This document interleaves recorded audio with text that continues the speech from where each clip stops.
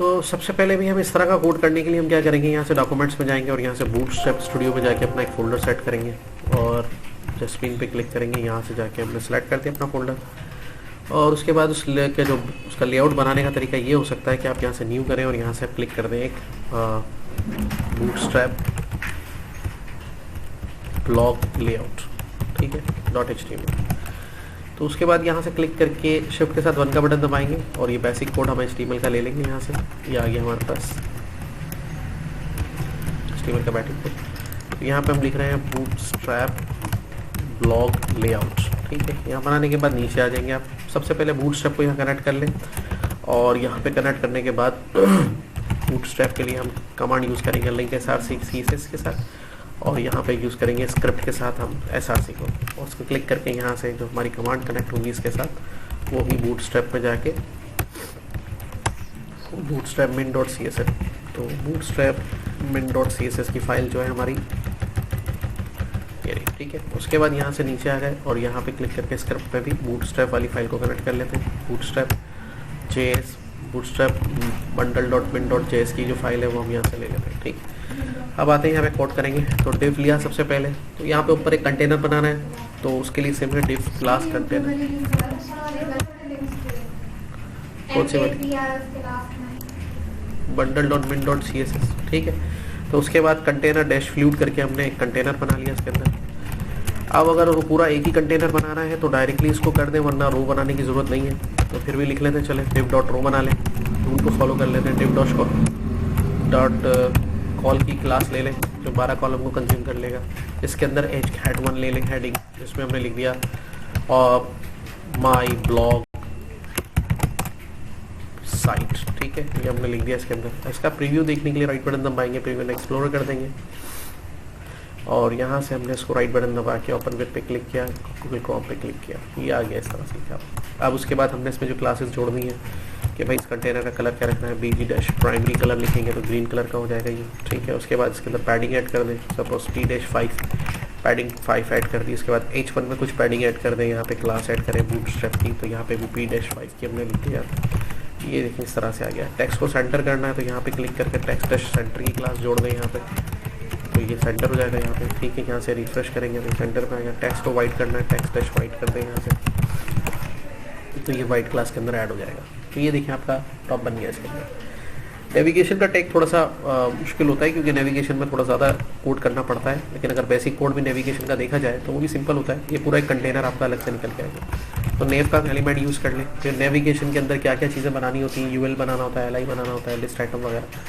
तो basic code तो वैसे ही काम कर रहा होता है, लेकिन इसकी क्लासेस वगैरह को थोड़ा डिफाइन करने में टाइम लगता है।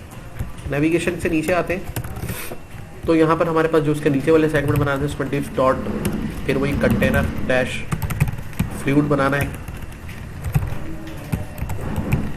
ठीक है। उसके बाद कंटेनर डैश फ्लूइड में क्लिक करके डिव डैश कॉल की क्लास लेनी है, फिर डिव डैश रो की क्लास लेनी है, ठीक है। उसके अंदर जो है सॉरी उल्टा हो गया, रो पहले लेनी, कॉल बाद में लेना है। तो रो के अंदर एक कॉल लेना है, 2 कॉलम बनाना है, तो एक 4 का बनाना है और एक 8 का बनाना है। तो ये पहला कॉलम डिफाइन कर दिया आपने। इसी रो में दूसरा कॉलम लेना है, तो यहाँ से कॉपी किया, कोड को यहाँ कर दिया, ये दूसरा कॉलम उसके नीचे बन गया। यहाँ पे क्लिक करके आपने ऐड कर दिया, इसको यहाँ पे इसको 4 कर दिया, ये 2 कॉलम बन गए। उसके बाद 2 कॉलम जो बन गए इसके अंदर, तो अब आपने क्या करा, यहाँ पे हमने वो नहीं बताया कौन सी स्क्रीन साइज़ पर जाके उसको जो है फ्लेक्सिबल होना है, रेस्पॉन्सिव होना है। तो SM कर देते हैं, या MD यूज़ कर लें मीडियम डिवाइसेस के लिए, MD डैश कर देते हैं, चलें MD डैश वो ऐड कर देते हैं। तो 4 कॉलम इधर आ गए, 8 इधर आ गए, 12 कॉलम हो गए हमारे यहाँ पे। यहाँ पे H1 यूज़ कर लें, उस पर आपने अपना नाम लिखना है, suppose to be about me लिखना था उसके अंदर, अबाउट मी लिख लें इसके अंदर।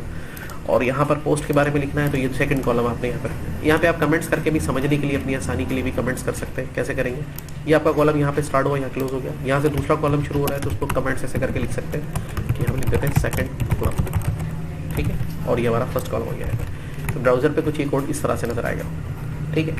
अब इसके लिए फोटो वगैरह लगाना है, उसके लिए ब्लॉग वगैरह बनाना है, तो उसके कोड को तो फिर हम देख के थोड़ा सा करना पड़ेगा, जो उसकी स्क्रीन साइज़ वगैरह बनानी है।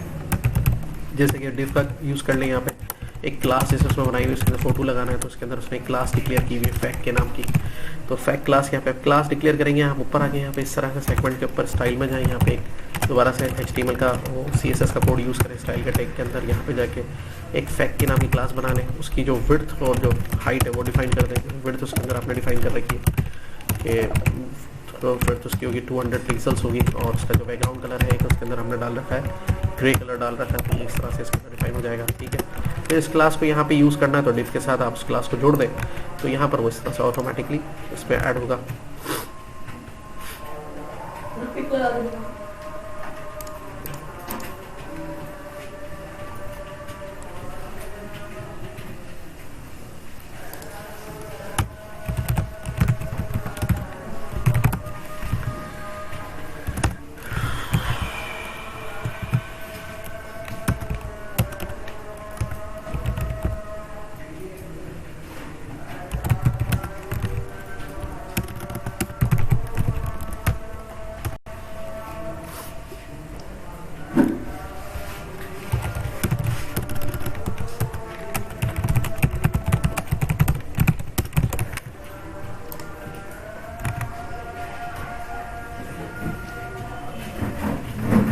गलत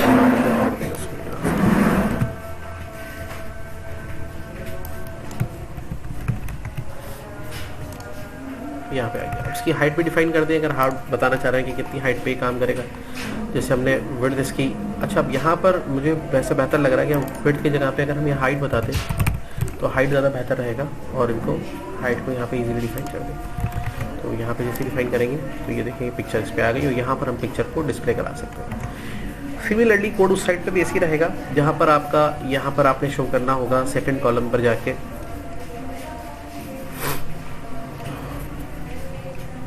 सेकंड कॉलम यहाँ पर है अपना, तो यहाँ पर आपने H1 पे शो करना होगा पोस्ट टाइटल। तो यहाँ लिख देते हैं टाइटल ऑफ द पोस्ट। यहाँ बैठाओ बॉयज उधर और गर्ल्स इधर बैठा दो, ठीक है। ठीक, टाइटल ऑफ द पोस्ट हम यहाँ पे लिख देंगे और यहाँ जाके इसको रिफ्रेश कर देंगे तो ये इधर आ गया कॉलम रेट, इसके नीचे आ गया। तो एक देख लेते हैं। तो अच्छा, तो यहाँ पे देखिए कंटेनर वाला जो मेन वाला डिव है वो हमारा यहाँ पे क्लोज नहीं हुआ है, तो उसको यहाँ पे क्लोज कर देते हैं, ठीक है। ये रिफ्रेश कर देते हैं। अच्छा, अभी भी जो हमारा कॉलम है ये कॉलम का कोड है हमारा, ये कॉलम, ये रो कंटेनर, कंटेनर डैश फ्लूट रो कॉल। अब रो कहाँ क्लोज हो रहा है हमारा, रो यहाँ क्लोज हो रहा है, और कंटेनर कहाँ क्लोज हो रहा है हमारा, कंटेनर यहाँ क्लोज हो रहा है, और ये पहला कॉलम स्टार्ट हुआ है। ये पहला कॉलम देखिए यहाँ पे क्लोज नहीं हुआ है, ये यहाँ क्लोज हुआ है। फर्स्ट कॉलम को हमें यहाँ पे क्लोज करना है, इसमें किया गया टाइटल ऑफ द प्रोसेस के सामने, ठीक है। अब टाइटल ऑफ द प्रोसेस के आगे आप इसके नीचे आपने वही फोटो वगैरह लगानी है, और फोटो के बाद जो है इसको कोई भी डिस्क्रिप्शन वगैरह डालनी है। तो अब आप क्या करेंगे भाई, जैसे सेकंड कॉलम गिरा, इसका हेडिंग में आ गया, अब इसमें फोटो लगानी है, वही डिफ की क्लास यूज़ कर ले, फैक्ट के नाम से मैंने बनाई थी, तो ये इसके अंदर भी आ गई, यहाँ फोटो आपका डिस्प्ले हो जाएगा। अब इसकी हाइट आप अपने हिसाब से सेट कर सकते हैं, कम ज़्यादा कर लें, ये तो भी लेआउट बन रहा है इसका। तो अब इसके ऊपर डिस्क्रिप्शन भी शो करनी है, और यहाँ पर भी एक डिस्क्रिप्शन शो की जाएगी। तो डिस्क्रिप्शन शो करने के लिए आपके पास H1 तो आपने यहाँ यूज़ कर लिया है, तो यहाँ पर डिस्क्रिप्शन शो कर सकते हैं पैराग्राफ के अंदर, कि जिसमें डेट, ऑथर का नाम वगैरह ये सारी चीज़ें शो होंगी ऊपर की तरफ। तो पैराग्राफ में भी की जा सकती है, H1 H2 H3 H4 कोई भी यूज़ कर सकते हैं। चलो पैराग्राफ यूज़ कर लेते हैं। तो अभी यहाँ पे लिख दिया ऑथर नेम डिस्प्ले होगा यहाँ पे, उसके साथ यहाँ पर आएगी डेट नज़र आएगी, डेट में डाल देता हूँ सपोज भी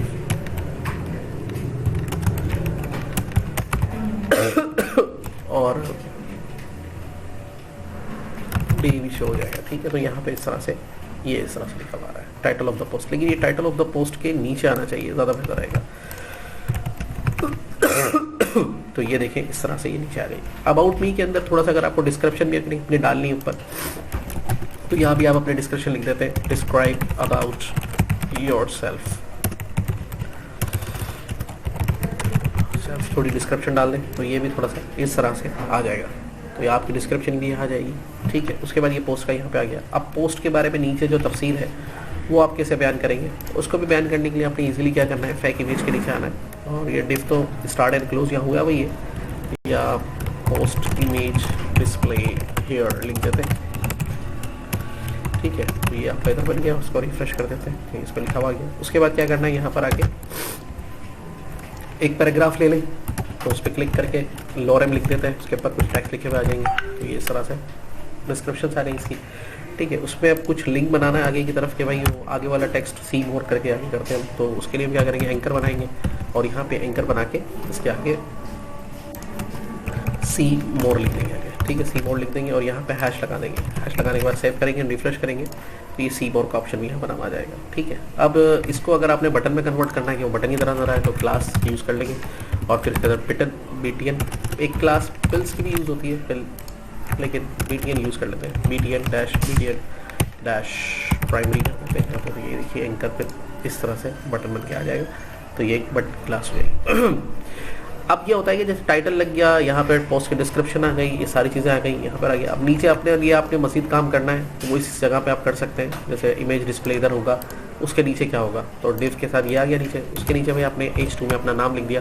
ठीक है, योर नेम डिस्प्ले हेयर, तो यहाँ पर आपका नाम डिस्प्ले होगा, इस तरह से ये नज़र आएगा आपको यहाँ पर इस तरीके। अगर ये नाम ज़्यादा बड़ा नज़र आ रहा है तो आप H3 में चले जाएंगे, H3 पे सेट कर दें इसको और ये इस तरह से H3 करके आप यहाँ पे डिस्प्ले करा सकते हैं। तो यहाँ रिफ्रेश कर दें तो ये आपका नाम इधर डिस्प्ले हो जाएगा। ठीक है, सारी चीज़ें आ गई। अब ये वाला सेगमेंट तो वैसे कंप्लीट हो गया, क्योंकि ये वाले में फिर आप इसको रिपीट ही करते हैं, एक पोस्ट लगेगी, दूसरी लगेगी, तीसरी लगेगी। तो ये सारा कोड जो है हम यहाँ से इसको इस तरह से कॉपी कर लेंगे यहाँ से और यहाँ से इसको पेस्ट कर देंगे। 3 दफ़ा पेस्ट कर दिया मैंने, तो ये 3 पोस्ट का डेटा यहाँ पर आ गया।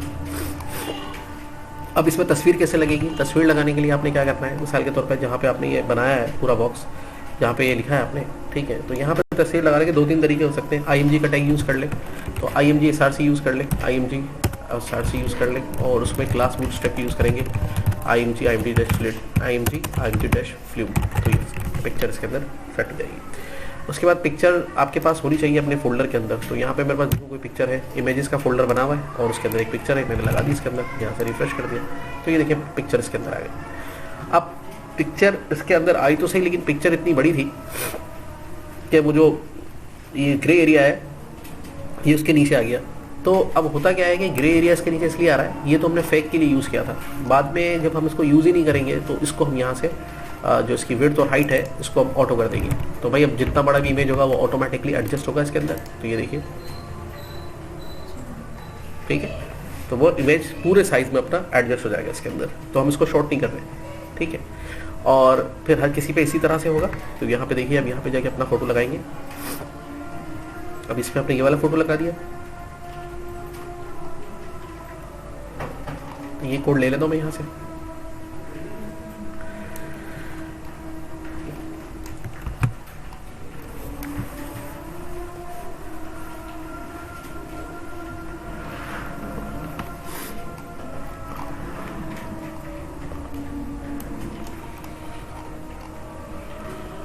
कॉपी, और दूसरी जो पोस्ट लगाई मैंने ये पेस्ट। तो शुरू में ही कर लेता तो ये बार बार वो सारा कॉपी पेस्ट ऐसे ही हो जाता। पेस्ट, तो ये देखिए 3 पोस्ट मेरी यहाँ पे लग गई। ठीक, अब यहाँ पर आपका जो फोटो लगाना है तो यहाँ पे भी लगा दें, वो ऑटो एडजस्ट हो जाएगा उसके अंदर खुद ही, क्योंकि यहाँ पे हम चले गए, यहाँ पे क्लिक किया और यहाँ पे हमने जो लगाना था यहाँ पे, अब देखिए यहाँ पे ये, अच्छा ये पैराग्राफ हमने लिया था, ठीक है, तो ये हटा देते हैं, यहाँ पे इसको ही पेस्ट कर देते हैं यहाँ पे और यहाँ पे तस्वीर कोई दूसरी लगा देते हैं।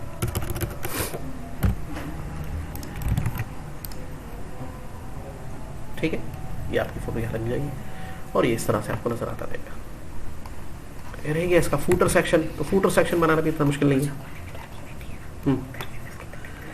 ऑफिस में बैठा दो उसको ले जाके, ठीक है। तो उसको यहाँ पे ले जाके हमने यहाँ पे क्या करना है, यहाँ से हमने इसका कंटेनर का कोड ही कॉपी कर ले, जो आपने नीचे कंटेनर का कोड दिया है,